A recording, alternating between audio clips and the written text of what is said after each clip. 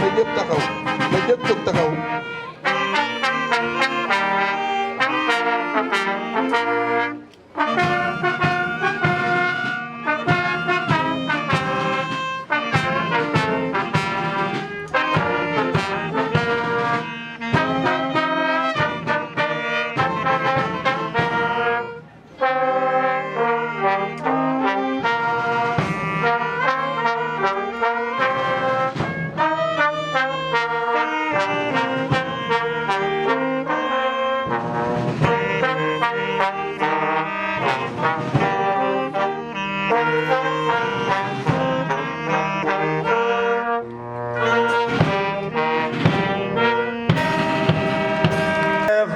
Pour qu'ils servent d'exemple aux autres. En effet, nous tenons à remercier M. le maire El Hadji Massamba Mbeng pour son soutien, sa disponibilité, sa capacité d'écoute et de compréhension, son engagement sans faille à œuvrer pour le développement de l'éducation. Monsieur le maire, au-delà des établissements scolaires relevant de votre ressort, vous êtes allé même jusqu'à appuyer le secondaire et le lycée en termes d'infrastructures. Mais je suis surtout le supérieur à travers l'octroi des bourses, l'augmentation des subventions des étudiants et des logements pour toutes les universités. Excellence. Je suis d'autant plus réconforté de voir que c'est notre doyen Afagnan qui est le parrain de cette journée. Doyen, quand je venais à Yen, vous étiez déjà parti à la retraite.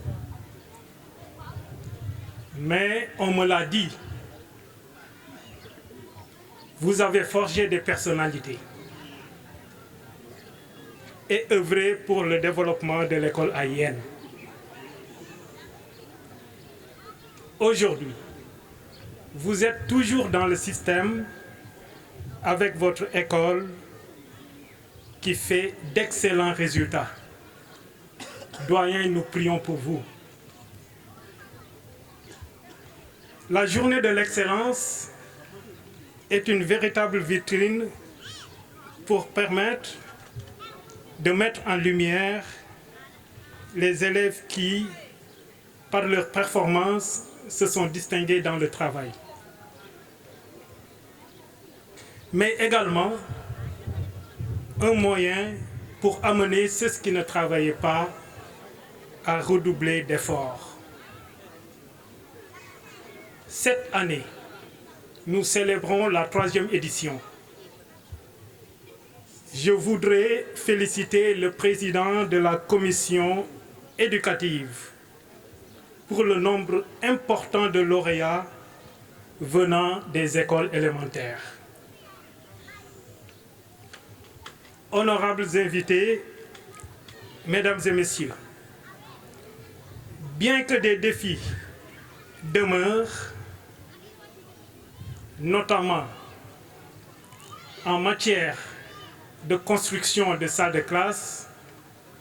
de prise en charge des factures d'eau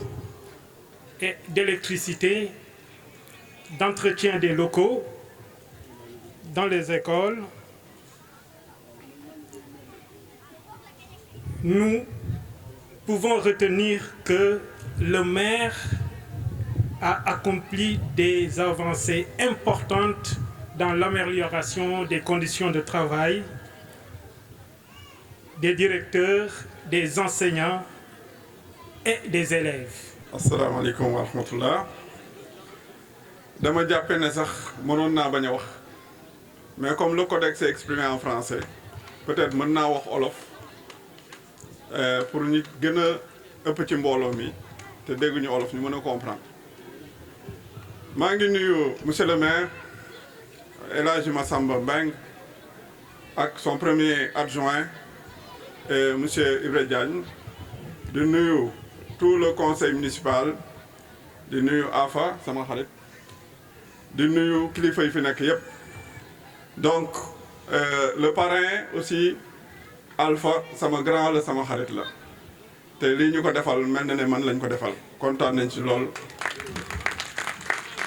di ziare CODEC bi ak l'ensemble des directeurs d'école mais aussi di bañ a fàtte le proviseur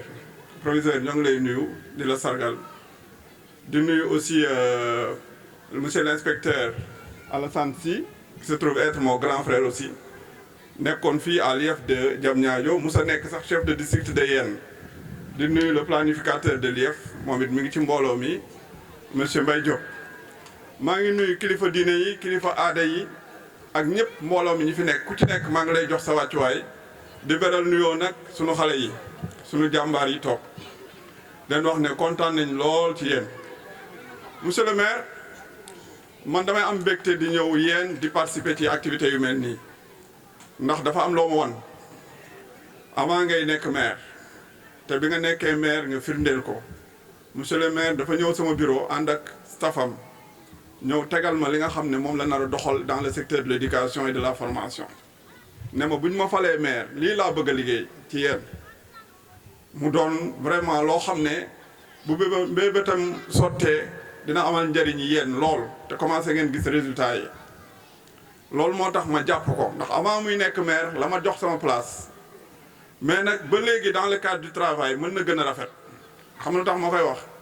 c'est parce que au niveau de yéen résultat yi baaxul au certificat et à l'entrée en sixième résultat yi baaxul. alors maa ngi nuyu ñëpp Adi wax nga autorité yi je voulais faire un petit témoignage en guise de remerciement à mon enseignant monsieur Afa Niang. Alors j'ai pas préparé de cadeau mais quand même je vais lire une récitation que monsieur Niang m'avait appris quand j'étais en classe de l'école élémentaire. Poésie, ce qu'ambitionne un maître. Dans la salle de l'école, pendant que les enfants travaillaient, les yeux fixés sur leurs livres, le maître les regardait et se disait tout bas: enfants, vous êtes ma jeune famille d'adoption. J'aime en vous vos parents dont vous êtes la joie. J'aime en vous votre patrie dont vous êtes l'espoir. Rassemblés aujourd'hui autour de moi, vous vous disperserez bientôt. Mais si je pouvais laisser dans vos esprits des idées vraies et des sentiments généraux, ce serait ma plus belle récompense. Enfants, votre maître vous aime et il vous aimera toujours. Que demande-t-il en échange? Rien. Qu'un peu d'attention à ses leçons, un peu de respect pour sa parole, et si vous avez du cœur, un peu d'affection à sa personne. Je vous remercie. Loolu laa bëggoon monsieur le maire, parce que c'est monsieur Niang qui nous a appris ça. Monsieur Charles est derrière. ñoom ñoo def si ñun li tax tey ñu mën a taxaw ba waa Jëlaat ñu wut ay responsabilités. Monsieur Niang qui est là devant est à la fois un homme d'action et de réflexion. Ablaye Seck wax na ko sax ñun bu ñu nekkee xale suñu ay waajur nekk si géej gi monsieur Niang mu xam ne moom ay mbokkaam ñangal la ñu nekk dafa daan ñëw bu ñu ñëwee ku taxaw suufi géej sax bu ñëwee mu ne lan njabaroo la daan wax. Donc on savait la signification. Tey ce que vous avez fait en honorant monsieur Afa Niang, vous le faites pour tout un peuple, vous le faites pour la communauté éducative, mais danga ko defal askanu Jalaaw gépp. Et que loolu moo tax ñun ñu leen di remercier man maire laa bokk mais tey je fais partie de ces jeunes là qui ont été formés par monsieur Sarr, monsieur Diouf et monsieur Afa Niang. Donc tey boo leen di honorer ñun ngay honorer. Encore une fois monsieur le maire, merci beaucoup. Devant moi et mes parents qui sont à la maison, je dirais que cette œuvre bii li ko waral yëpp ndeysaan dama si yàlla di Malick Ndoye lépp lu ma mën a doon ci àddina Malick Ndoye moo tax. Malick Ndoye lépp lu ma nañ ci àddina je le dis sonalement c'est à cause de Malick Ndoye. D'ailleurs démb rek maa ngi ko wax yaay Adama Kadam xamu ko sama école fële tudde naa ko fa classe. li fa nit ñi am ak Alassane Ndiaye amee classe ak keneen yu fi nekk du ma tudd seen tur Malick Ndoye moo fa jëkk am tur moo wax ko biig laa ko wax arki alors maa ngi leen di gërëm di leen sant di leen xamal ne kontaan naa trop di kontaan ñëpp ñi xam ne teew nañu fii élèves yi bu ngeen dégg bu baax sama discours waruma woon wax sax mais ma tenir pour wax ko le français pour expliquer day xaw a doy war tuuti mais li ngeen ci jot yor enregistrement yi ngeen jël xale yi ñu def yéen la ñu parrainé ngeen déglu baax li nga wax foofu si yéen ñii la ñu compté pour demain ngeen jël relève seen génération révérend père révélation yi fi nekk def nañu lu nekk ci yéen li nga xam ngeen ne jafe na lu matériel mel ne ñu jox leen ko den kon di leen ko neexale jafe na donc góorgóorlu leen ngeen jël seen relève ñun par nañ fi du ma monsieur le maire maa ngi lay gërëm di la sant lii vraiment c'est pas une première kul xanaa ku la xamul bi nga yàgg di liggéey pour yéen di liggéey di def ci pour yéen def éducation yàgg na man ak yow ñoo ne woon Dakar Alaaji Pam Yaay ngale ani candu ngeen ñu ngi nii ñoo ne woon Dakar xam ni ñu daan liggéey si yéen xam nga ko yàlla na la yàlla defal da nga ñëw da nga àggali rek da nga mottali rek te bàyyiwuloo yi nga bëgg yàlla na ko yàlla defal monsieur le maire maa ngi nuyu inspecteurs yi nekk fii man du ma neexal kenn tous les inspecteurs tamay amilé woon mais li ma gis ci inspecteurs yi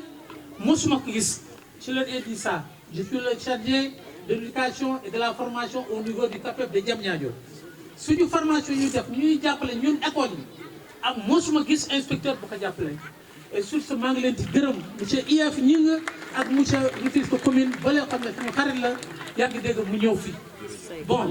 mes collègues enseignants yi nekk ci gannaaw ñoom monsieur Sarr monsieur Diouf ñoom collègue ñoom monsieur Ndiaye maa ngi leen di gërëm di leen sant doomam c'est un agrégé de la Sorbonne maa ngi jàngal kenn ki doomam mu ngi nekk fële ingénieur maa ko jàngal monsieur Ndiaye donc di jiital ci nuyoo bi kilifa diine yi ak kilifa aada yu Jalaaw di nuyu monsieur l'inspecteur monsieur Ning notre ami notre frère ñu ngi koy nuyu di ko tatagal ñu ngi nuyu l'inspecteur de Rufisque di nuyu monsieur Diouf le CODEC et l'ensemble des enseignants de l'école élémentaire di nuyu le proviseur du lycée di nuyu le principal du CM di nuyu suñu collègue suñu xarit yi fi nekk muy le coordinateur du PASTEF ak Khalil Seck ñu ngi leen di nuyu di leen jox seen wàccuwaay ñu ngi nuyu honorable Adama Kadam ñu ngi koy nuyu di suñu xarit di suñu promotionnaire ñu ngi koy nuyu bu baax di ko jox wàccuwaay di nuyu ki nga xam ne kii mooy parrain bi mu waral nag ñu daje fii tey muy Baye Afa di nuyu xale yi nga xam ne ñooy les récipiendaires di leen féliciter ci liggéey bi ñu def ba waral tey ji ñu di leen sargal di leen honorer ñu leen di nuyu bu baax di nuyu Pape Gueye mun di tax ñu ngi koy nuyu aussi di wax ne Baye Afa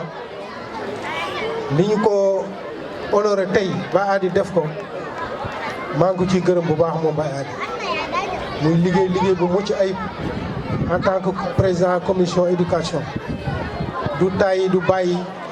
vraiment ñu ngi koy remercier ci liggéeyam di ko gërëm di ko sant kii mu tànn comme parrain daf ko jar parce que man ku ma xam la dama ko xam bu baax a baax muy suma nijaay wax na ko ñu nekk Colobane lu yàgg a yàgg parcours bi mu def bu honorable bi mu def ak discours bi mu def en tant que pédagogue loolu daf ko mérité parce que Baye Afa comme ni ñu koy defee léegi moom embrassé wul métier bi parce que dafa ñàkk pexe dugg ci métier bi daf ko embrassé par amour Colobane nga ñu nekkoon mu nga fa doon liggéey MTA am embauche am lépp waaye ay teranga ak yu bëri bëri mu bàyyi ko accepté dugg ci enseignement par amour ñu affecté que Bettenty au fin fond des îles du Saloum xam nga ne loolu nit ko def bëgg métier boobu moo tax nga def ñu ngi koy gërëm lii ko def daf ko mérité di ko sargal ci parcours bi mu def un parcours honorable boo xam ne bii wax dëgg yàlla Baye Adi wax na ko du ma ci dellu ci lu bari waaye ku ne gis na liggéey bi mu liggéey ci éducation liggéey ko ci formation bu nga xam ne bii moom la jox xale yi ñoom Ibra Diack et tant d'autres ba tey ji ñu nekk ay kilifa nekk ay fonctionnaires de la hiérarchie A nekk ay techniciens nekk lépp donc loolu buñ ko sargalee tey daf ko mérité ñu koy gërëm di ko ndokkeel ak famille am ak njabootam yëpp ba Afa tere na ay mbokkam tere na ay njabootam tey jii il a formé mais aussi ay doomam jàppale na leen dañu nekk aussi de hauts cadres donc vraiment